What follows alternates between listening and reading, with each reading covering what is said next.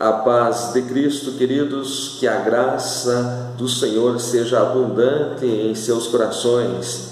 É com alegria que mais uma vez nós estamos aqui hoje para falarmos da lição de número 11 do quarto trimestre de 2018, lições bíblicas da CPAD.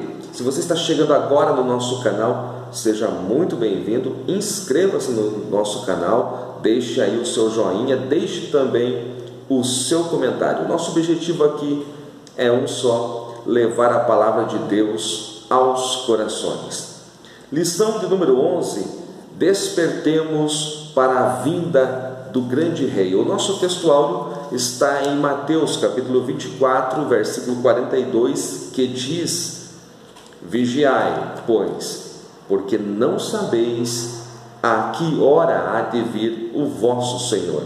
A verdade prática: Jesus pode voltar a qualquer momento, por isso temos de estar preparados. Hoje, portanto, nós vamos estudar uma das parábolas, das mais conhecidas, a parábola das 10 virgens, Mateus capítulo 25. Esta é a nossa leitura bíblica em classe e este é o nosso texto base.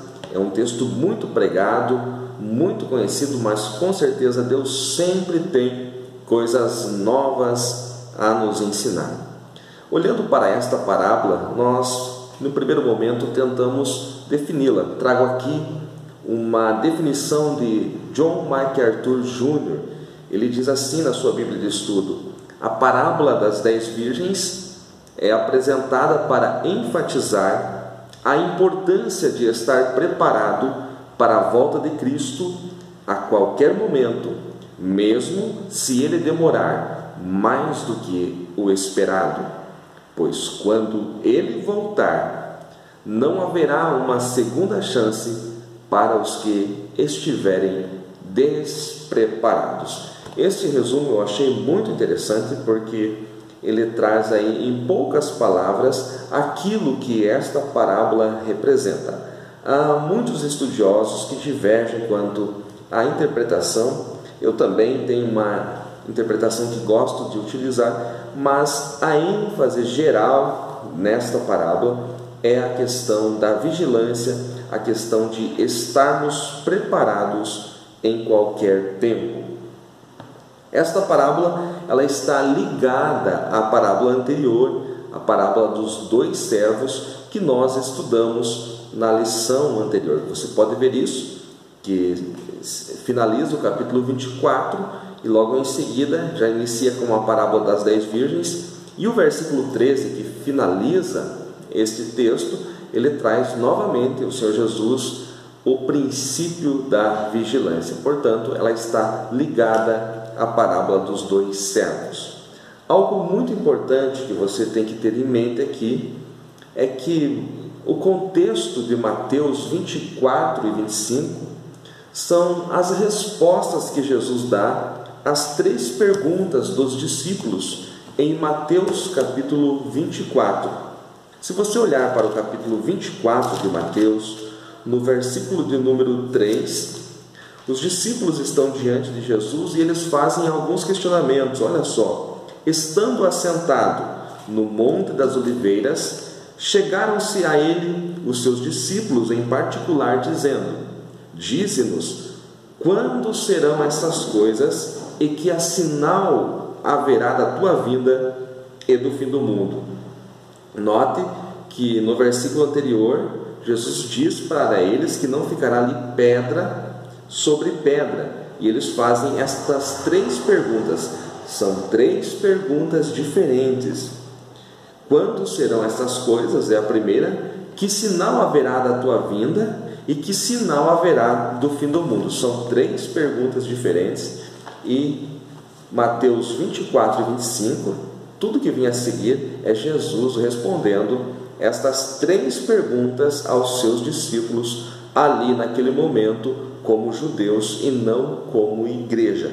Portanto, nós utilizamos o princípio da vigilância em qualquer lugar, para o arrebatamento, para a igreja atual, mas boa parte desses textos Jesus está falando com eles como judeus e não como igreja, mas o texto é claramente aplicável à igreja. Então, nisso eu trago aqui 3 interpretações possíveis para esta parábola. A primeira, um arrebatamento da igreja, apesar da noiva não aparecer. Então, muitos interpretam esta parábola, pregam a respeito do arrebatamento da igreja, utilizando-se do princípio da vigilância, apesar da noiva não aparecer neste texto.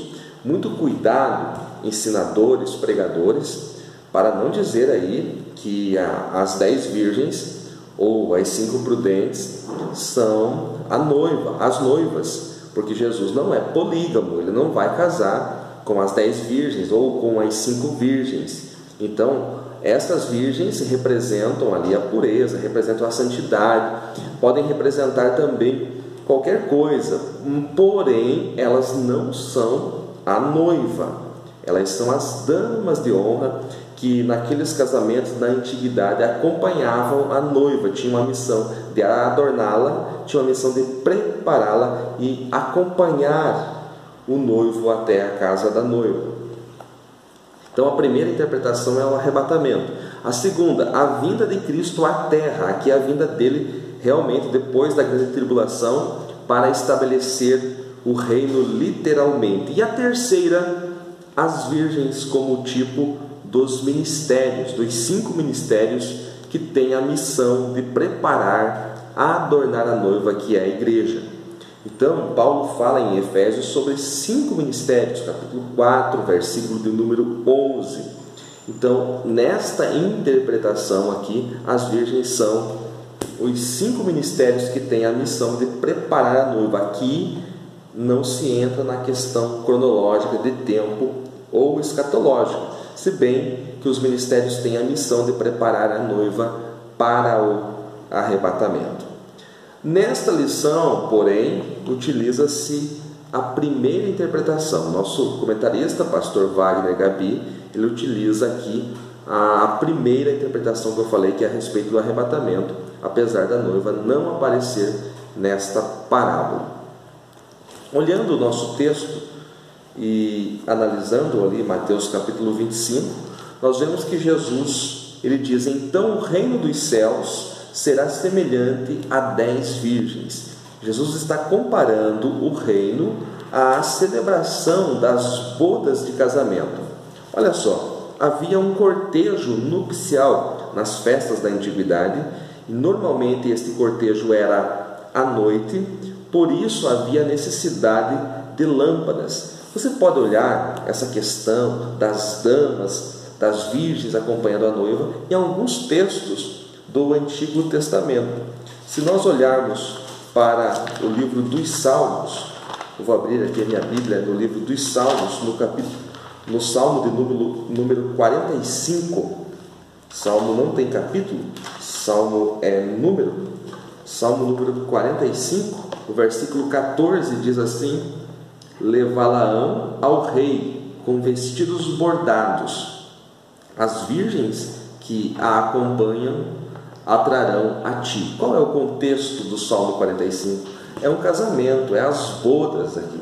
E as virgens vão acompanhar a noiva e vão levá-la ao rei, elas que tinham a missão de preparar, adornar, deixar a noiva bela para as bodas. Então você veja que este era um costume na antiguidade, no Oriente, um costume daquela época. Se você olhar também para Cantares ou Cântico de Salomão, no capítulo de número 3, dos versículos 4 ao 11, você vai encontrar ali também um cortejo nupcial. E o versículo 11 diz assim: saí, ó filhas de Sião, e contemplai ao rei Salomão com a coroa com que o coroou sua mãe no dia do seu desposário.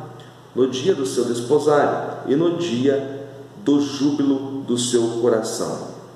Então nós vemos aqui mais uma menção deste costume da antiguidade. E olhando para o Novo Testamento, você vai encontrar também em Lucas, capítulo de número 12, o versículo 35, estejam cingidos os vossos lombos e acesas as vossas candeias. Sede vós semelhantes aos homens que esperam o seu Senhor, quando houver de voltar das bodas. Nota que está falando aqui também de casamento.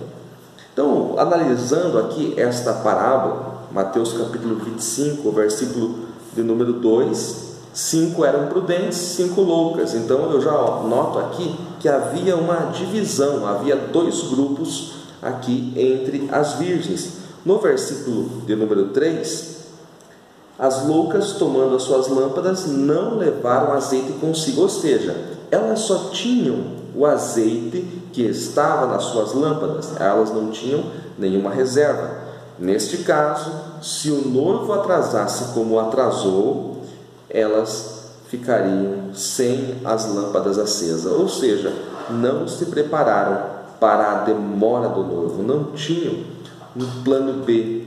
As prudentes, elas levaram consigo azeite. No versículo 4 diz isso. Então elas tinham azeite suficiente. Representa aqui pessoas cheias do Espírito Santo, pessoas que são completas, completamente cheias do Espírito Santo. O versículo 5 diz que, tardando o esposo, tosquenejaram e adormeceram. Quem que adormeceu? Todas. Então a caminhada cristã, ela é longa, e adormecer não é um problema. O grande problema é não ter azeite quando acordar. Veja que todas adormeceram, as prudentes e as loucas, mas quando ouviu o seu grito, eis aí o noivo, as prudentes, elas tinham as lâmpadas acesas. O versículo número 8 diz que as loucas disseram às prudentes: dai-nos do vosso azeite, porque as nossas lâmpadas se apagam. Elas estão pedindo para emprestar a unção. O azeite representa a unção do Espírito Santo na Bíblia. E aqui representa aqueles crentes que querem viver nas costas dos outros, falando aqui num termo vulgar. Eles querem emprestar a unção, e é impossível emprestar azeite. Cada um deve ter o seu próprio azeite. No versículo do número 9, o que aparentemente é um egoísmo, quando as prudentes se negam a emprestar, não é egoísmo, e sim provisão, pois o cortejo nupcial era longe, eles saíam e andavam muito à noite, então as prudentes necessitavam ter sim o azeite, elas não poderiam emprestar, porque poderia faltar a elas também. No versículo do número 10, eu vejo aqui que a porta se fechou, e depois que a porta se fecha, só resta o juízo. Mas eu tenho uma boa notícia: hoje a porta ainda está aberta. Hoje é o tempo de entrar. Hoje é tempo de, se você não tem o azeite, de você conseguir o azeite, porque a porta está aberta. É tempo de orar, é tempo de ler a palavra, é tempo de buscar mais do Senhor, porque Ele não vem para buscar lâmpadas apagadas, Ele não vem buscar lâmpadas, Ele quer encontrar a nossa luz com lâmpadas acesas. Pode ver que foi muito triste, tendo elas ido comprar o azeite, chegou o esposo, e as que estavam preparadas entraram com ele para as bodas, e fechou-se a porta. Depois, no versículo 11, elas chegam a implorar, pedindo para que o Senhor abra, mas ele responde que não as conhece. Veja que triste. O próprio Senhor Jesus, em outro texto, diz que muitos dirão naquele dia: Senhor, em teu nome eu fiz maravilhas, eu curei os enfermos, eu expulsei os demônios. E a resposta dele também será como esta: eu não vos conheço. No versículo 13, Jesus conclui: vigiai, pois, porque não sabeis o dia nem a hora em que o Filho do Homem há de vir. Conclui-se com o mesmo princípio de Mateus 24, versículo 42, a necessidade de preparação constante, de coração e vida serem sempre consagrados ao Senhor. Este é o princípio desta parábola, este é o princípio da parábola anterior. Para nós resumirmos aqui o assunto desta lição, A vinda de Jesus, ela se dará, queridos, em duas fases distintas. A primeira, invisível ao mundo, conforme mostra o apóstolo Paulo na primeira carta aos Coríntios, no capítulo 15, os versículos 51 a 54. Ele virá nos ares e os salvos serão arrebatados e encontrarão o Senhor nos ares. O encontro se dará nos ares. Na segunda fase da vida de Jesus, 7 anos depois da primeira, então entre o arrebatamento e a vinda de Jesus à terra, haverá a grande tribulação. A segunda parte, que é a parte visível e corporal, nesta o Senhor virá com a sua igreja, ele virá à terra para reinar, ele descerá sobre o Monte das Oliveiras, conforme nos diz o profeta Zacarias, no capítulo 14, versículo 5. Na primeira fase, Jesus vem para a igreja. Na segunda fase, Jesus vem com a igreja. O arrebatamento é iminente. O que é iminência? Você procurando a definição dessa palavra, você encontra o seguinte: algo que pode acontecer a qualquer momento, sem prévio aviso. Algo que está próximo, algo que se ameaça a acontecer. E isto é o que vai acontecer. Vai ser exatamente desta maneira. Muitos não estão esperando mais. Muitos pastores, pregadores da palavra, ensinadores, já nem falam mais nisso. Mas o certo é que o Senhor Jesus vai voltar. O certo é que o Rei está voltando. Se esses poucos conceitos foram úteis para você, não deixe de dar aí o seu joinha, de compartilhar os nossos vídeos nas suas redes sociais, e que Deus abençoe a todos, em nome de Jesus.